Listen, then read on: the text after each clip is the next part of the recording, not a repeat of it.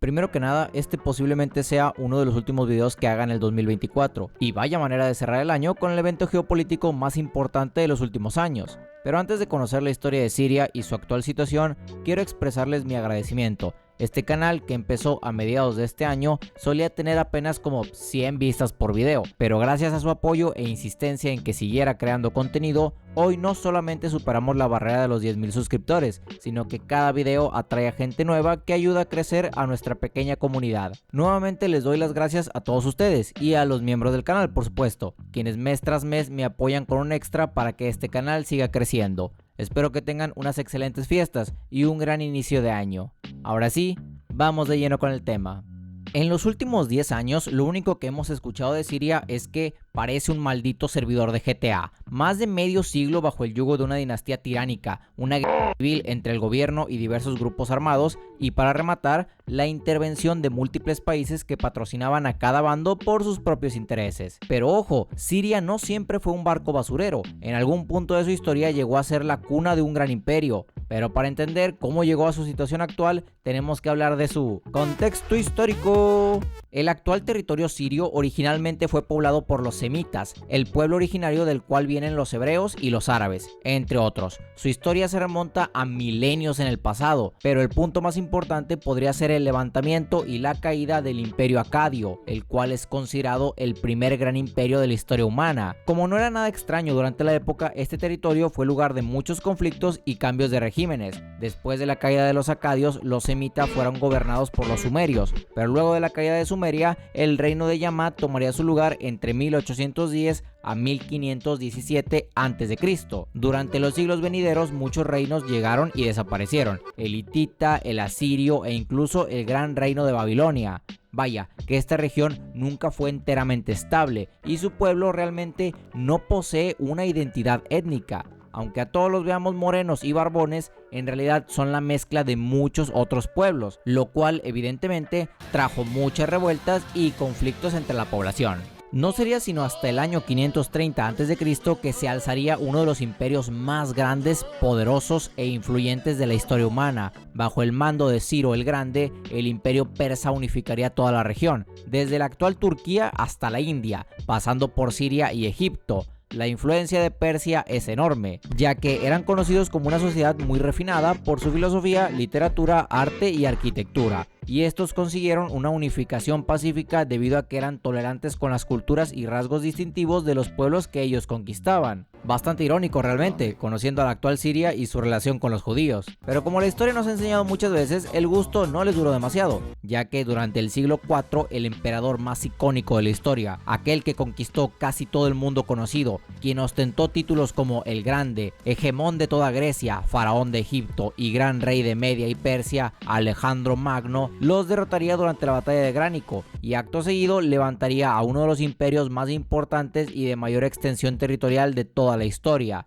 el Gran Imperio de Macedonia. Como bien sabemos todos, todo lo bueno llega a su fin, y el Imperio Macedonio caería en el año 168 a.C. Deja tu like y comentario si quieres conocer la historia de Macedonia y el emperador más grande, así como su inevitable caída. La primera vez que el territorio sería conocido como Siria fue como provincia de Roma, y al César lo que es del César. Esta época fue de bonanza para el pueblo sirio, gracias a que se encontraban en medio de la conocida como Ruta de la Seda. Dato curioso, durante todo el mandato romano y posteriormente bizantino, la religión más importante e influyente de esta región era el cristianismo, pero todo cambió cuando la nación de los turbantes atacó. Aproximadamente por el año 638 después de Cristo, el pueblo árabe llegaría a Siria durante su campaña de expansión religiosa y convertirían al Islam en la religión principal y a Siria en la capital del mundo musulmán.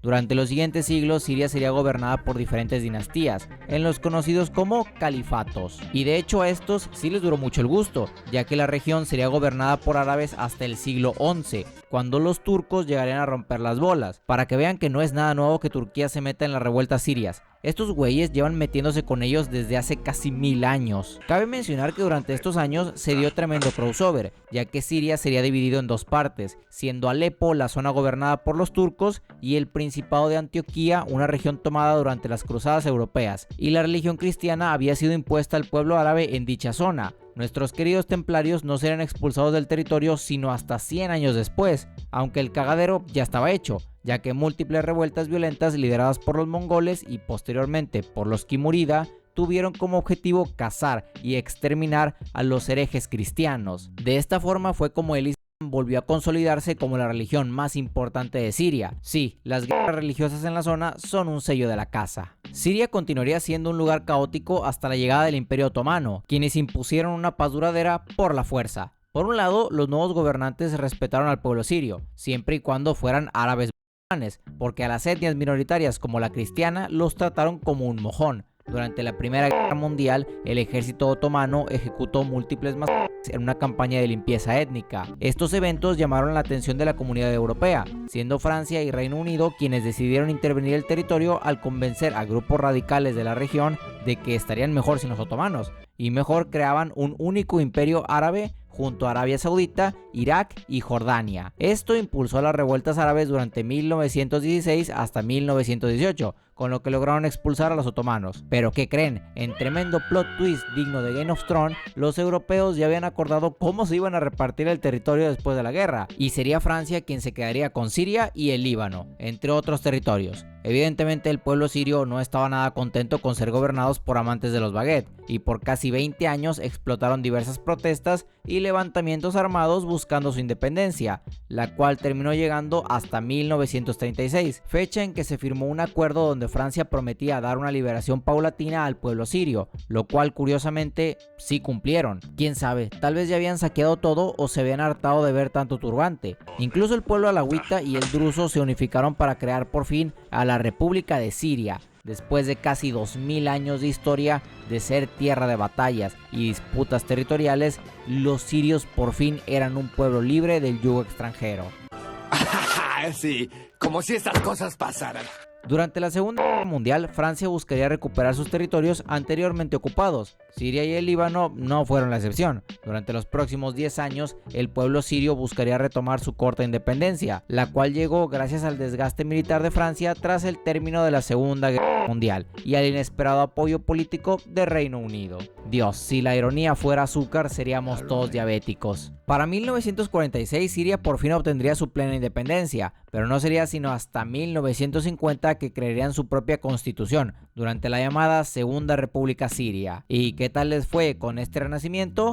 Pues como un poquito de la chingada, ya que su primera acción internacional fue invadir Palestina e iniciar un conflicto armado con el recién creado Israel. Este último les propinó tal chinga que no solo regresaron con la cola entre las patas a su tierra, sino que causó el estallido de un golpe de estado en Siria. A casi 10 minutos de video es la primera vez que hablamos de un golpe de estado.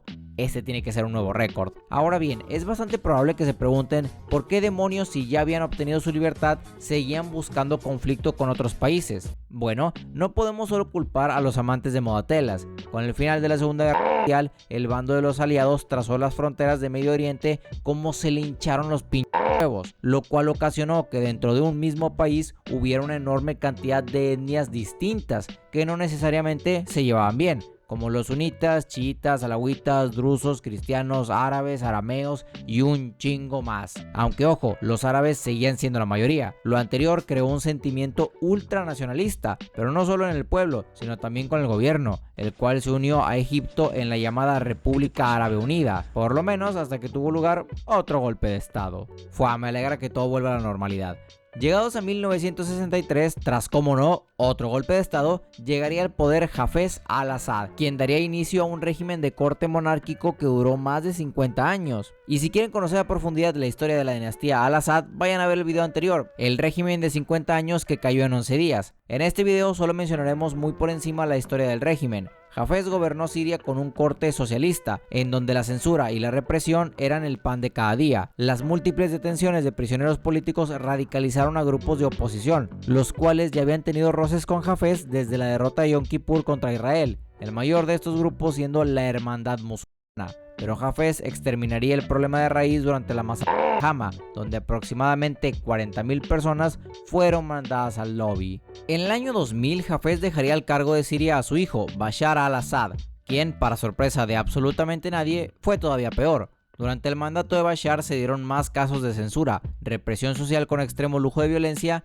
y atropellos a los derechos humanos de múltiples minorías. Como una medalla para nada honrosa, Bashar puede decir que fue gracias a su gestión que el pueblo kurdo se levantó en armas y le arrebataron parte de su territorio al régimen sirio, pero su logro más destacado, sin lugar a dudas, sería el estallido de la guerra civil siria en 2011, la cual, después de más de una década de múltiples conflictos y ataques, concluyó con la caída del régimen al-Assad y la llegada al poder del grupo islámico radical conocido como Hayat Tahrir al-Sham. Su líder, Abu Muhammad al-Golani, se ha mostrado como alguien carismático, incluso ha cambiado su apariencia a una más occidental y, para sorpresa del mundo entero, se ha mostrado abierto a la tolerancia étnica de diversos grupos. Pero, ¿será todo esto cierto o solo una fachada? Bueno, para entender todo eso, primero tenemos que hablar de la situación actual de Siria.